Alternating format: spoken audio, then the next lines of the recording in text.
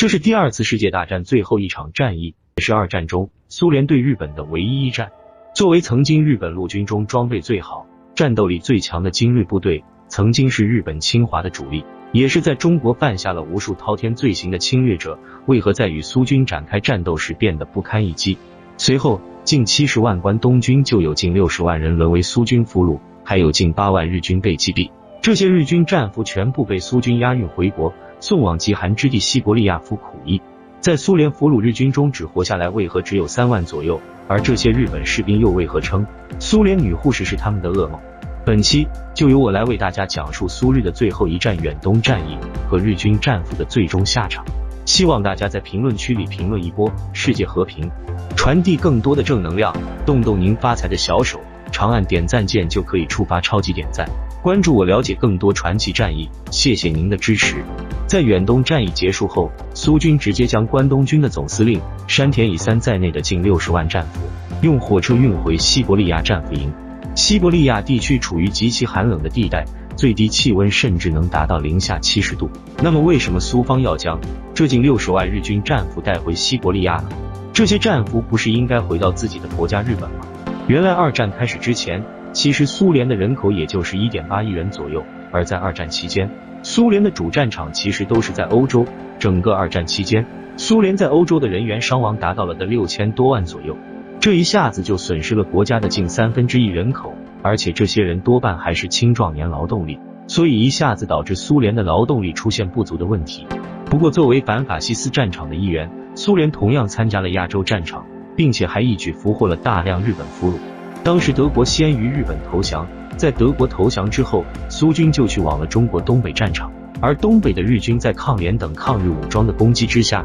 都已经是勉力支持了。在苏联大军的钢铁洪流的冲击之下，更是一下子就心理防线崩溃。几天之内，曾经的日军精锐大多做了俘虏，在这种苏联缺少劳动力的情况下，能够俘虏到如此多身强体壮的日本战俘，自然是会将他们充作劳动力了。而日本在国际审判结束后，也曾向苏联进行交涉，想要苏方尽快将这些战俘释放，不过却遭到了苏联的拒绝。日本战俘坐上火车后，没有人知道要去哪里。这辆火车一直开了很久，随着火车的缓缓驶进，越来越靠近西伯利亚地区，这些战俘也慢慢的感到了刺骨的寒冷。由于西伯利亚地区十分寒冷，被运送到此的日本战俘根本受不了这种极端寒冷的天气和多变的环境。不过由于苏军自身的资源并不充足，自然也顾及不到这些日本战俘是否有御寒的东西。一些负伤的战俘受不住如此的寒冷，还未到达目的地就死在了货车里。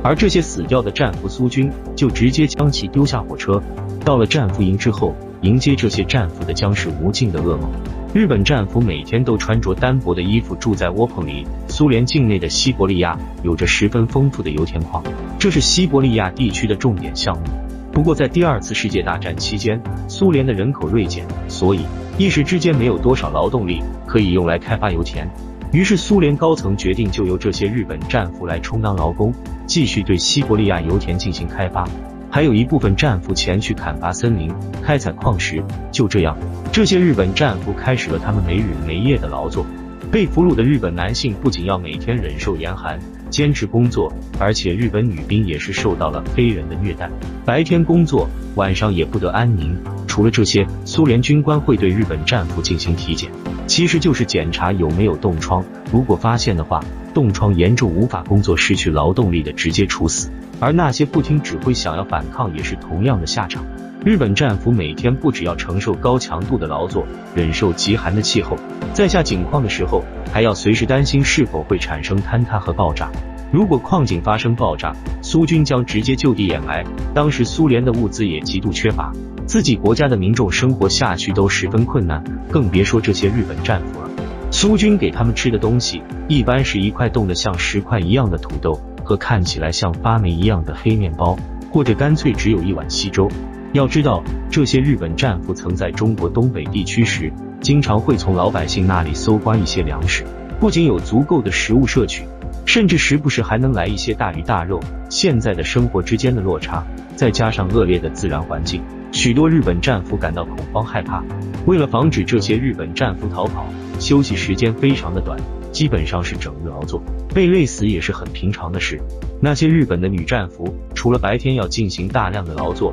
到了晚上还要成为苏军发泄的工具，有时候还要被战俘营内的日本男性再次侵犯。很多女战俘由于受不了这样悲惨的生活，于是选择自尽。对他们来说，死亡或许是最好的解脱。一些身体健康的女战俘则会主动接近苏军官兵，或许是为了讨要一些吃的，或许是为了能够获得特赦，主动成为了苏军官兵的玩物。不过他们的命运并没有什么改变，依然要进行辛苦的劳作。根据资料记载，在西伯利亚劳作的第一个冬天，就有近5万日本战俘死在这里。正当日本战俘觉得他们已经跌入深渊时，第二年他们才发现这才仅仅只是深渊的开始，越往后越能感受到最难以忍受的情况。到了夏天的西伯利亚，由于这里常年是原始森林，有着各种落叶的腐蚀，所以滋生了大量的蚊虫，加上这些战俘们的衣服普遍破破烂烂的，蚊虫也就一直围绕在他们身边。就算到了夏季，日本战俘的劳作任务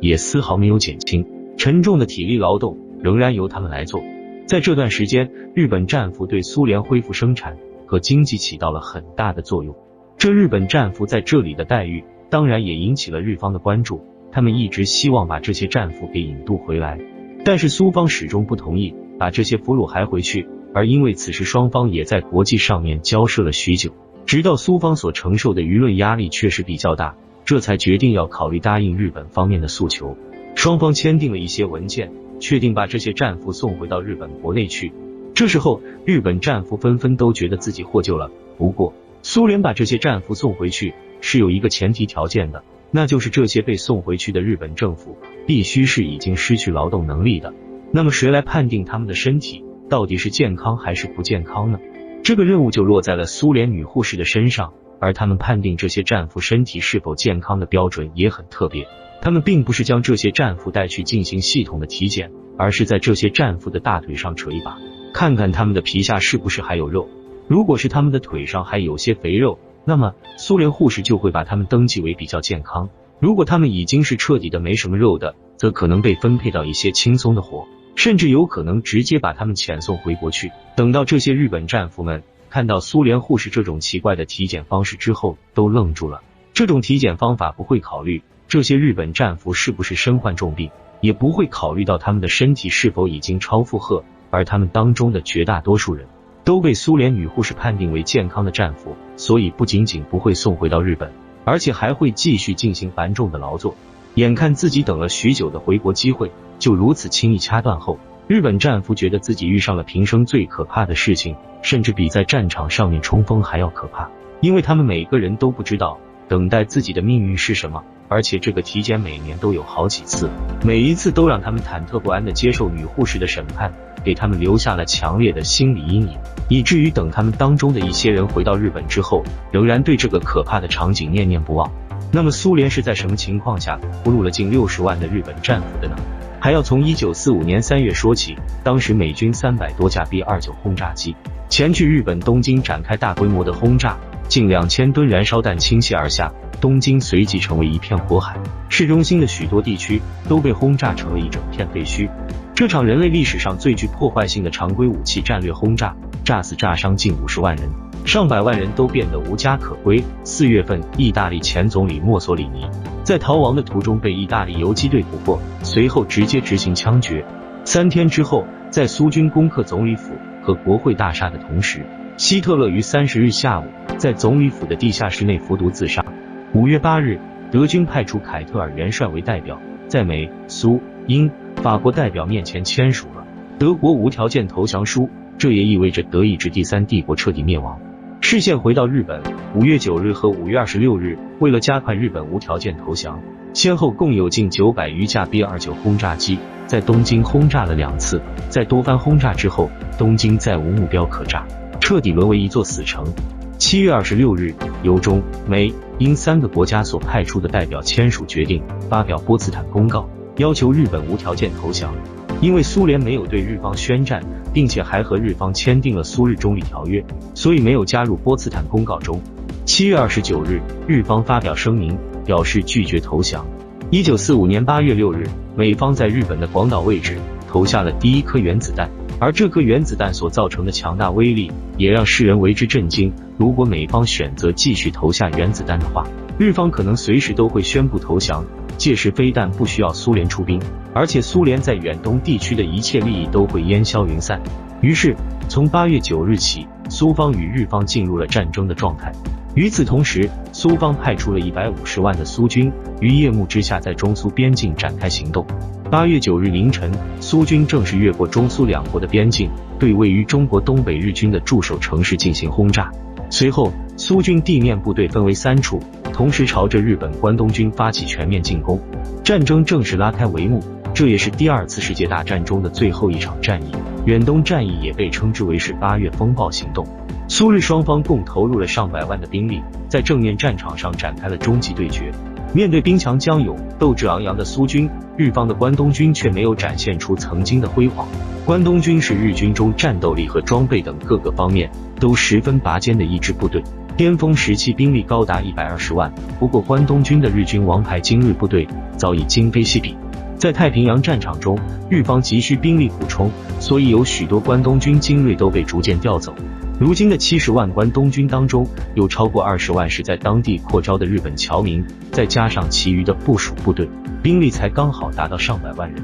其实，关东军方面对于此次战斗也不是全无准备，日军在边境线上修筑了多处军事要塞，其中的东宁要塞被称之为是亚洲最大的军事要塞。开战的第一天，苏军势如破竹，直捣黄龙。苏军能够推进的这么顺利，很大程度还是得益于东北抗日联军教导里的战前侦察。正是他们派遣出了多名侦察人员前去日军防御要塞收集情报，才让苏军能够成功的避开日军所设置的最为牢固险要的要塞，攻击其薄弱之处，而苏军也1天之内推进上百公里。9日下午，身在沈阳的关东军总司令山田乙三急忙去到当时的伪满洲首府长春。与此同时，苏军空降兵部队已在白城降落，只需4天便可以抵达长春。因此，山田下达了一个决定，那就是将关东军司令部迁往通化地区。在此后的几天之中，因司令部迁移指示大范围的通信中断，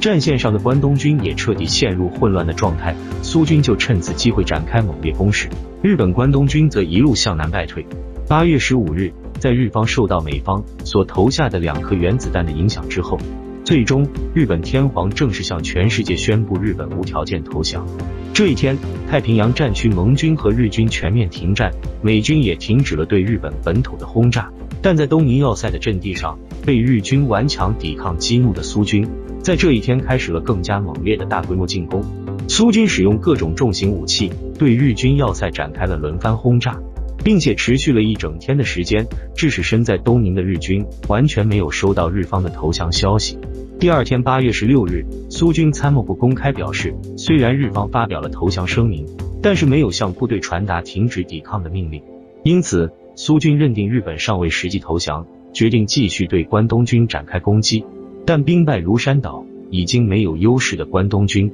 彻底放弃了抵抗。8月17日，日本关东军正式向苏联远东军提出投降。8月18日，许多日军都在集体投降，并且将武装解除。不过在东宁要塞的日军却拒绝投降。在多次劝降未果后，苏军决定从日军的通风口处灌入汽油，这也导致上千名日军死于此处。1945年9月2日，日方正式举行了投降的签字仪式，自此第2次世界大战也就宣告结束了。而远东战役中，近70万日本关东军中8万多人被击毙，其余60多万人向苏军投降。一些仅存的日本战俘回国后，一想起苏联的女护士就十分胆颤。不过这个时候的日本战俘从刚开始的近60万到现在只剩下了3万左右，而苏方告诉日方，死掉的战俘是由于身体素质太差，这些战俘经历了千难万险，终于回到了自己的国家。不过在回到日本后，日本民众一直都觉得他们是选择投降的失败者，以至于国家都不承认他们是军人，晚景更是凄惨。而侥幸活下来的日本女人在回国后很长一段时间都没能从阴影中走出来，都患上了身体上和心理上的疾病，而日本政府花了很长时间对他们救治，却也收效甚微。国际上虽然都要求善待俘虏，要实行人文主义关怀，但是还是有许多战俘的下场十分凄惨。只希望世界上不会有硝烟，能一直的和平下去。大家对苏联人对待日本战俘的态度有什么看法呢？欢迎大家在评论区留言，我们共同讨论。好了，今天的视频就到这里了，感谢大家的观看。如果觉得视频的内容不错，请长按点赞，让更多人看到这个视频。欢迎大家点赞、关注、转发视频，咱们下期再见。